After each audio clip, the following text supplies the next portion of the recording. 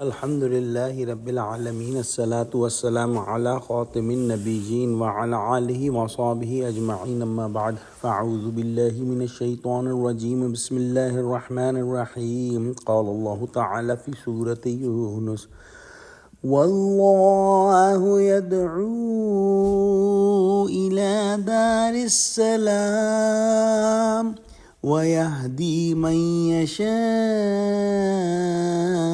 إلى صراط مستقيم۔ ترجمہ، اور خدا سلامتی کے گھر کی طرف بلاتا ہے اور جس کو چاہتا ہے سیدھا راستہ دکھاتا ہے۔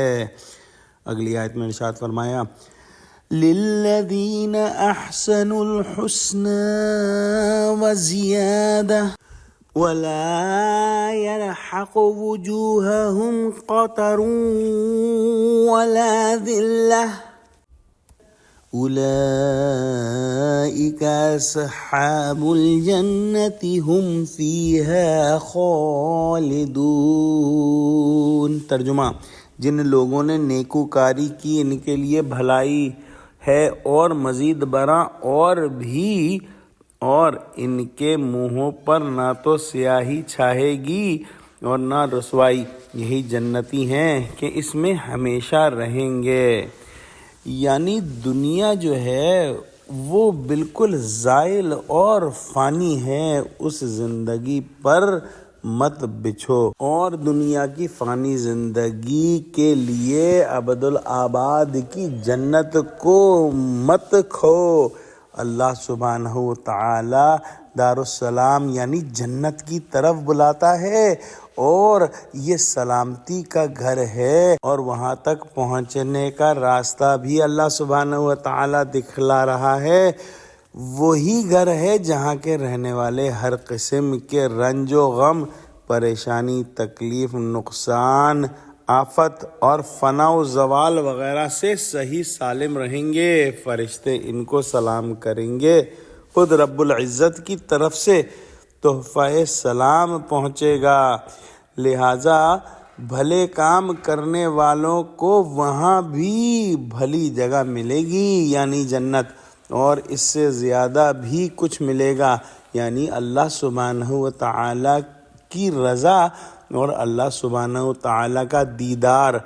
جہاں پر جو لفظ زیادہ آیت میں آیا ہے اس کی تفسیر جو ہے وہ دیدار مبارک اللہ سبحانہ و تعالیٰ کا، کئی احادیث صحیحہ میں اس کی وضاحت ہوئی ہے، اور بہت سے صحابہ اور تابعین رضی اللہ عنہم سے منقول ہے۔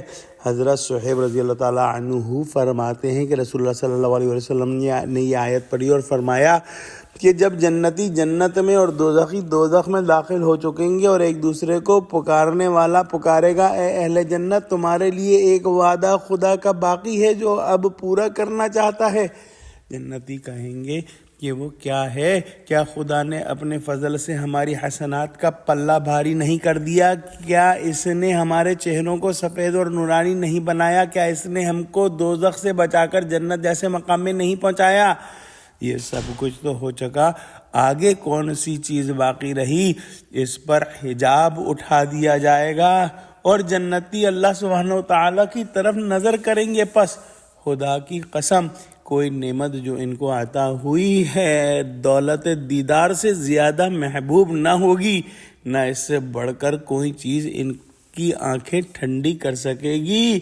یا اللہ ہمیں بھی ان خوش نصیبوں میں شامل فرما لے اور ہم کو بھی جنت میں داخل فرما لے اور ہم کو بھی اپنا دیدار نصیب کر دے، آمین۔ وآخر دعوانا الحمد للہ رب العالمین، والسلام علیکم ورحمۃ اللہ وبرکاتہ۔